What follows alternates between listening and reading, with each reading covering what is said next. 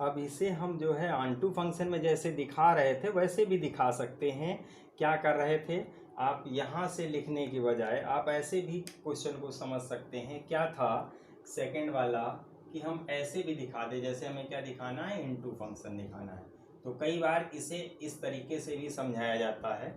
क्या लिखा हुआ है, हम क्या लिख रहे थे, y equals to f x मान ले रहे थे, माना y बराबर एफ एक्स। अब एफ एक्स हमारा क्या है, एक्स स्क्वायर है, तो y इक्वल्स टू क्या मिल गया, एक्स स्क्वायर। यहाँ से हमारा x की वैल्यू क्या आ जाएगी, plus minus under root y आ गया। अब देखिए y पर हमें कंसंट्रेट करना है। स्क्वायर रूट के अंदर जो भी वैल्यू होती है वो हम क्या लेते हैं, यहाँ हमारा फंक्शन रियल नंबर पे डिफाइन है, तो y की वैल्यू हम स्क्वायर रूट के अंदर निगेटिव नहीं ले सकते। y हमारा क्या हो सकता है, y की जो वैल्यू होगी वो हमारा ग्रेटर देन और इक्वल्स टू जीरो। ये क्योंकि स्क्वायर रूट में अगर हम जीरो ले रहे हैं तो रिजल्ट जीरो ले सकते हैं, स्क्वायर रूट में हम 4 ले रहे हैं तो हम 2 लिख सकते हैं, स्क्वायर रूट में 3 है तो भी हमारा चलेगा, स्क्वायर रूट में हमारा 7/2 है तो भी चलेगा, ये भी रियल नंबर में आ जाएगा। लेकिन अगर स्क्वायर रूट में माइनस का 3 हो जाए तो ये हमारा रियल नंबर नहीं रह जाता, बल्कि ये कॉम्प्लेक्स नंबर बन जाता है, जो कि आपने लास्ट ईयर पढ़ा था, जिसमें आयोटा वगैरह का जिक्र होता है। इमेजिनरी पार्ट जहाँ पर हम जो है क्वाड्रेटिक इक्वेशन की रूट्स निकाल रहे होते हैं, तो अगर निगेटिव वैल्यू आ जा रही होती है तो हम उसे इमेजिनरी रूट कह देते थे। तो यहाँ से भी समझिए कि y की वैल्यू हमारी क्या हो सकती है, greater than or equals to zero हो सकती है। तो हम इसे इस प्रकार से भी दिखा सकते हैं कि हमारा जो फंक्शन जिस प्रकार से हम y मानते हैं, तो y equals to f x और y equals to x square हुआ। अब x की वैल्यू ये आई। अब इसके लिए हमारे पास y की वैल्यू क्या होनी चाहिए, ग्रेटर देन और इक्वल्स टू जीरो है। अब जब इक्वल का सिंबल है इम्प्लाइज दैट y किसके बीच में बिलोंग करेगा, y हमारा जीरो से लेकर के और इन्फिनिटी के बीच में बिलोंग करेगा। इनके बीच में जब आ गया, अब ये वैल्यू हमारी जो फंक्शन दिया गया था उससे छोटा है, इट मीन्स रेंज हमारी क्या बन गई, सबसेट ऑफ कोडोमेन बन गई। अब सबसेट ऑफ कोडोमेन बन गई तो हमारा f क्या बन गया, f इज इनटू फंक्शन हो गया। अब ध्यान दें कि इनटू फंक्शन हो या ऑनटू फंक्शन हो, स्टार्ट ऐसे किया जाता है, और 1 हो या मेनी 1 हो तो दोनों को स्टार्ट करने का सेम तरीके हैं। अगर आपका 1 और मेनी 1 की बात करेगा तो हम हमेशा f x one equals to f x two लेंगे, और अगर x1 और x2 बराबर आ जाते हैं तो वो 1 है। अगर हमारा x1 और x2 बराबर ना आकर के एक से ज़्यादा वैल्यू दे रहे हैं, यानी बराबर भी आ रहे हों और डिफरेंट भी आ रहे हो, जैसे इस क्वेश्चन में x1 इक्वल्स टू x2 आया था और x1 इक्वल्स टू माइनस का x2, यानी 2 वैल्यू आई थी तो मेनी 1 हो गया था। वैसे ही जब इनटू और ऑनटू की बात आएंगे तो y बराबर एफ एक्स मान करके हम क्वेश्चन को सॉल्व करेंगे। क्वेश्चन नंबर 4 देखते हैं। यहाँ देखिए सेट अलग अलग डिफाइन है, तो क्लियर करिए। ए दिया गया है r माइनस और फिर कर्ली ब्रैकेट के अंदर 3 लिखा हुआ है। इट मीन्स इस r में जितने भी हैं एलिमेंट, कौन कौन से r में कौन से आते हैं, माइनस इन्फिनिटी से प्लस इन्फिनिटी के बीच के एलिमेंट आते हैं, बट उसमें 3 नहीं है। यानी कि आपका डोमेन में जो आपके जितना भी है, डोमेन जो आपका सेट, यहाँ पर फंक्शन किस प्रकार से डिफाइन है, a टू b, इस प्रकार से आपका f डिफाइन है। और ये करना क्या है, इसमें r माइनस और ये 3, इसमें जो एलिमेंट हैं वो 0 1 2 सारी वैल्यूएँ हैं, फ्रैक्शन वैल्यू, लेकिन 3 नहीं है। इसमें 3/2 हो सकता है, ठीक है, -3 आ जाएगा लेकिन 3 नहीं रहेगा इसमें। सिमिलरली इसमें क्या है, इसमें r-1 नहीं है, यानी इसमें 1 एलिमेंट नहीं है, बाकी -1 हो सकता है लेकिन 1 नहीं हो सकता है। अब जरा इस पर गौर करें, 3 क्यों नहीं है, ये भी वजह। 3 इसलिए नहीं है कि जब आप फंक्शन में यहाँ x की जगह पे 3 पुट करेंगे तो डिवीजन में 0 आ जाएगा। अब किसी नंबर को अगर हम 0 से डिवाइड करते हैं तो इन्फिनिटी आ जाता है। इन्फिनिटी हमारा क्या है, नॉन डिफाइंड वैल्यू है। तो जब वो नॉन डिफाइंड फंक्शन में हमारा की जो रिजल्ट नॉन डिफाइंड दे रहा होगा, इसका मतलब वो फंक्शन ही हमारा डिफाइंड नहीं है। तो फंक्शन डिफाइंड है, इसी वजह से यहाँ r-3 लिखा हुआ है। लेकिन अगर यहाँ x की जगह -3 पुट कर दें तो -3 डिवीजन में -6 हो जाएगा, तब फंक्शन हमारा डिफाइन हो जाएगा। तो इस वजह से यहाँ पर लिखा गया है कि डोमेन में जो भी आपको यानी x की जो भी वैल्यू आपको लेनी है, वो आप 3 को छोड़ करके बाकी कोई वैल्यू ले सकते हैं। ये क्या बता रहा है कि कोडोमेन में जो भी एलिमेंट है उसमें 1 नहीं है, बाकी सब कुछ है। तो ये हमारा क्या बन रहा, क्या है, ये डोमेन है और ये हमारा क्या है, कोडोमेन है। इसी में से हमारा जो है रेंज बनना है, और रेंज हमारा कोडोमेन के इक्वल भी हो सकता है। कब होगा, जब हमारा ऑन टू फंक्शन होगा। अगर इनटू होता है तो रेंज हमारी कोडोमेन से छोटी हो जाती है।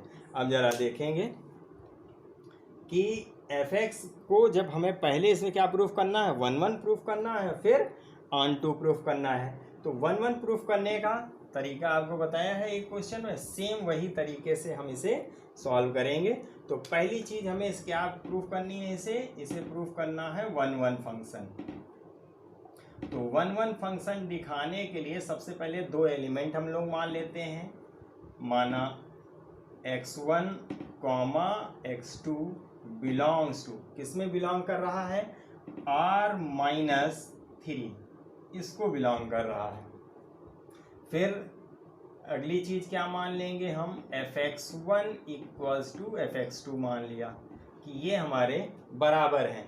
अगर ये बराबर हैं it means x1 equals to x2 आना चाहिए। तो क्या करेंगे, इस वैल्यू में पुट कर देंगे, तो यहाँ आ जाएगा x1 - 2 divide by x1 - 3 is equals to x2 - 2 divide by x2 - 3। अब आप क्रॉस मल्टीप्लाई कर लीजिए। जब क्रॉस मल्टीप्लाई करेंगे तो आएगा x1 - 2 multiplied by x2 - 3 is equals to x2 - 2 multiplied by x1 - 3। Multiply करिए तो x2 से मल्टीप्लाई किया तो x1 x2 -2x2, और 3 से अब मल्टीप्लाई करें तो -3x1 और +6। राइट साइड में अब कितना हो जाएगा, x1 से इधर मल्टीप्लाई करें तो x1 x2 -2x1 और -3x2 और +6। ये मल्टीप्लिकेशन आएगा। अब जो चीज़ें कट रही हैं उन्हें काट दीजिए। जैसे x1 और x2 आपका कट जाएगा, ये x1 x2 वाला, साथ में 6 भी कट जाएगा। बचेगा क्या यहाँ से, यहाँ बच रहा है -2x2 -3x1, यहाँ -2x1 -3x2। तो x2 एक तरफ कर लीजिए और x1 एक तरफ। यहाँ से अगर हम x2 को रोकें तो 2x2 यहाँ बचा, और यहाँ से इधर लाए तो +3x2, और राइट साइड में हमारे पास है -2x1, और यहाँ से x1 उधर ले गए तो +3x1। अब सब्ट्रैक्ट करेंगे तो हमें यहाँ से मिलेगा x2 और राइट साइड क्या मिलेगा, x1। अब x1 और x2 इक्वल आ गए। जब x1 और x2 इक्वल आ गए इट मीन्स हमारा f क्या बन गया, f इज 1 फंक्शन हो गया।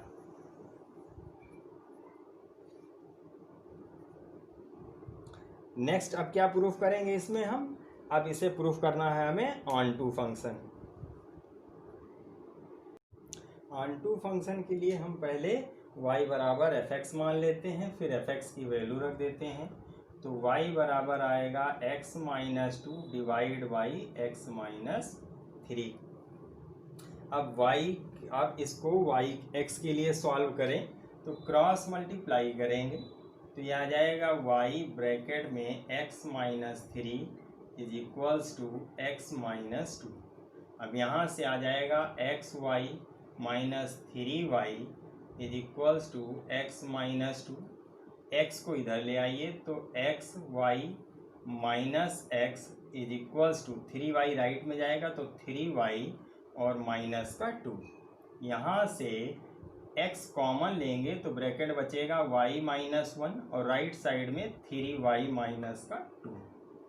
नेक्स्ट x इक्वल्स टू आ जाएगा अब 3y minus 2 divide by y minus 1। अब फंक्शन क्या दिया गया है, जो फंक्शन हमारा वर्क कर रहा होता है उसी फंक्शन पर इसको रख के पुट करते हैं। तो एफ एक्स हमारे लिए क्या था, x minus 2 divide by x minus 3। तो वेरिएबल चेंज करने से फंक्शन में कोई चेंजिंग आती नहीं। तो यहाँ से अब हम क्या लेंगे, एफ वाई लेंगे। तो एफ वाई का मतलब हमारे लिए क्या हो जाएगा, जहाँ जहाँ x है वहाँ पर अब हम ये वाली वैल्यू पुट करेंगे।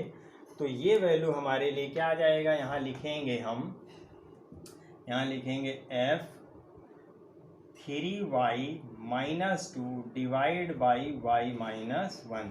ये वाली वैल्यू लेंगे और x की जगह पर ये वैल्यू पुट कर दीजिए।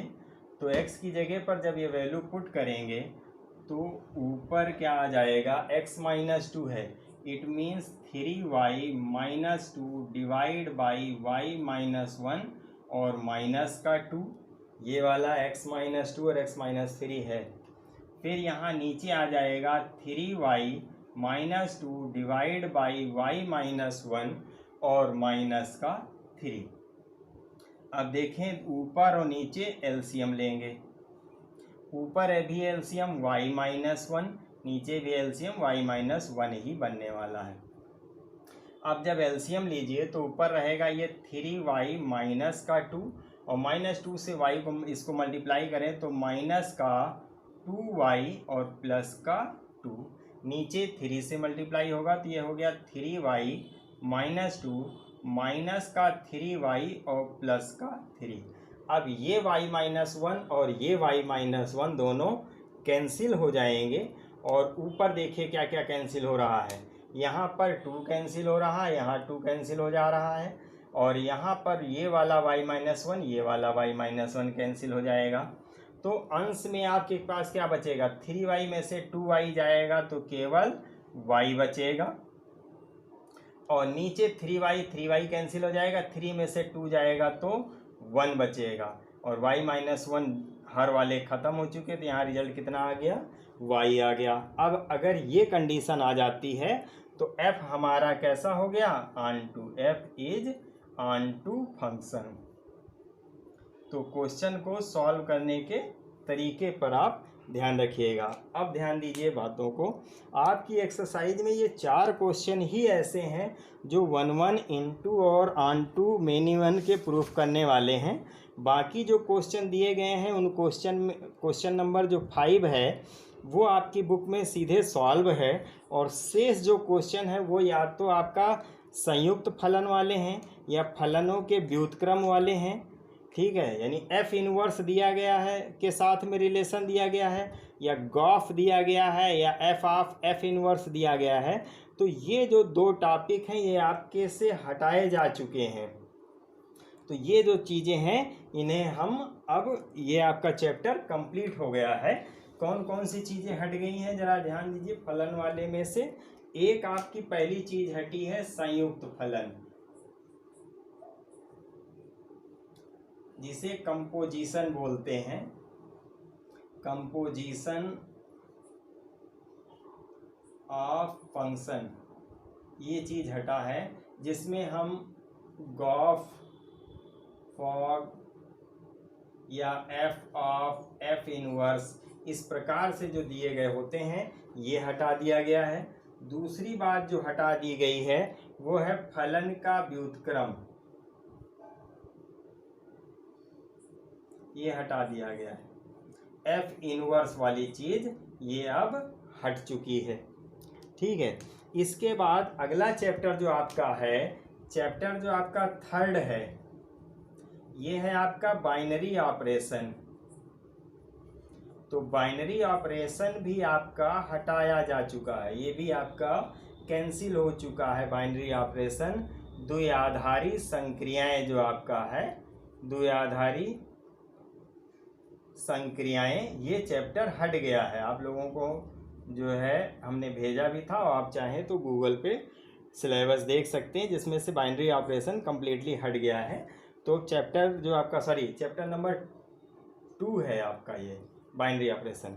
अब हम स्टार्ट करेंगे chapter number 3 next day, inverse trigonometric function. और ध्यान दीजिए एक चीज़ और कि अब नेक्स्ट आपका जो है ये इसी से स्टार्ट रखेंगे, 1 2 3 4 5 करते हुए हम इंटीग्रेशन तक पहुँचेंगे। इंटीग्रेशन वाली चीज़ अब रोक के रखेंगे। पहले हम इस साइड से यहाँ से पूरा करते हुए चैप्टर नंबर 11 तक पहुँचेंगे, क्योंकि 12 से आगे हमने 16 तक करवा दिया था। और उसके आगे क्यों, जो वजह ये है, एक तो इधर की चीज़ें छूटी हुई हैं, दूसरा जो डेफिनेट इंटीग्रेशन है उसमें हमारा डिफरेंशिएशन का काफ़ी यूज होना है। तो इस वजह से पहले हम जो है डिफरेंशिएशन तक ख़त्म कर लेंगे, फिर वो आगे इंटीग्रेशन ही स्टार्ट होता है। तो इसलिए अब इंटीग्रेशन की वाली एक्सरसाइज रोक रहे हैं।